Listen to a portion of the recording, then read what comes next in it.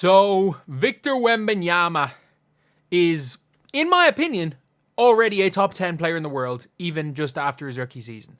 Because of what he can do in both ends of the floor, I think he's a very, very good offensive player while being already, peak for peak, a top 7 defender in the history of the sport.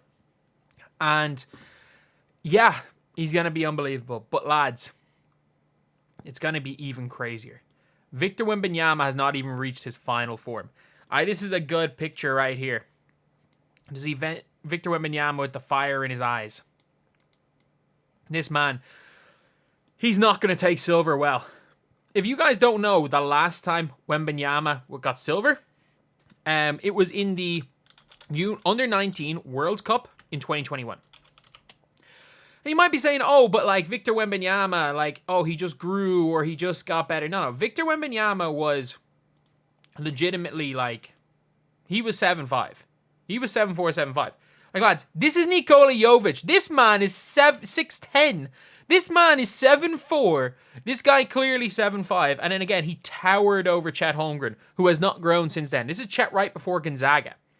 And if you don't know, this was the All-Star 5. Victor Wembanyama was robbed of MVP of the tournament.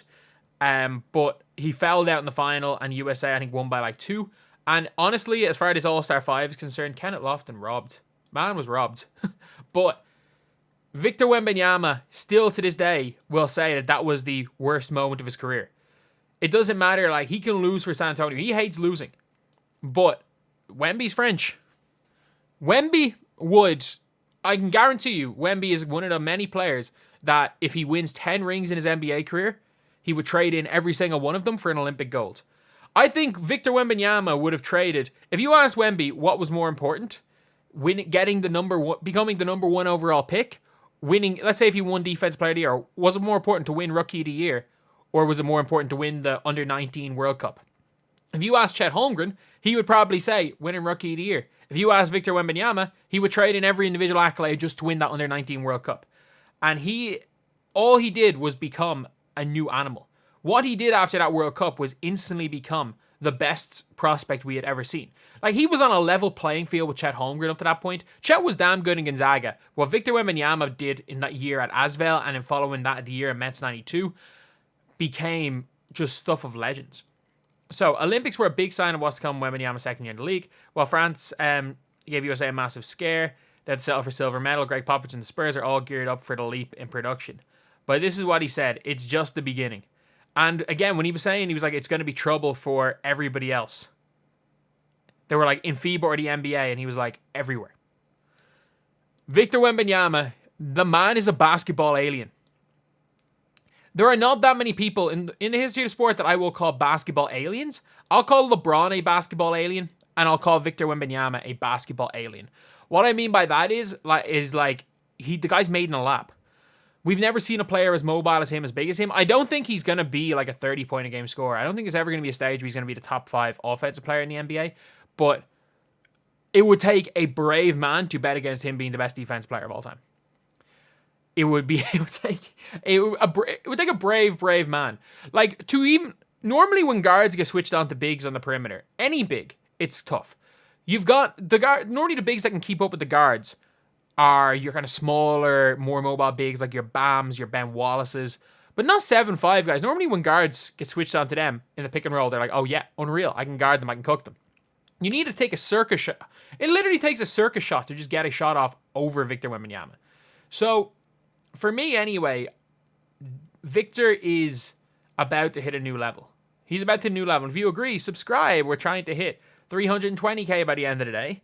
But, or it's 320 by the end of the day. But still, it's going to be tough. If he improves 10% offensively, 10% defensively, he's top 5 in the world. And he might make that leap. And it's going to be scary for people from America. Not that America as a nation is not the best basketball nation in the world. But it might be a while until the next time an American is MVP. Like, look, you've got Shea, Luka, who I would tip both to win MVP. Jokic isn't winning MVP. And Joel Embiid doesn't count. Joel Embiid, you guys know it, Joel Embiid does not count.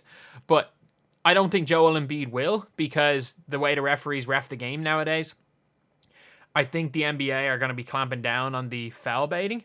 Like, I don't see the NBA being particularly happy if a player goes out and when they get fouled decides to do this. Like, I don't think, say not even get fouled, when there's a player within 15 feet of them goes out of their way through no contact and gives them one of these. Gives them one of these with no contact. Like, I don't think that's going to really happen.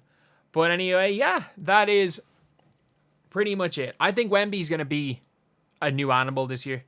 I think look, to say that there are players that are just differently mentality-wise and will take losing and use it to improve and use it to light a fire under themselves, it's one of those things where you do need to see it to believe it. But Victor Wembanyama has already done it once in his career. I have absolutely no doubt about it that Victor Wembanyama will do it again, and that he is going to be I think he's going to be a guaranteed All NBA selection.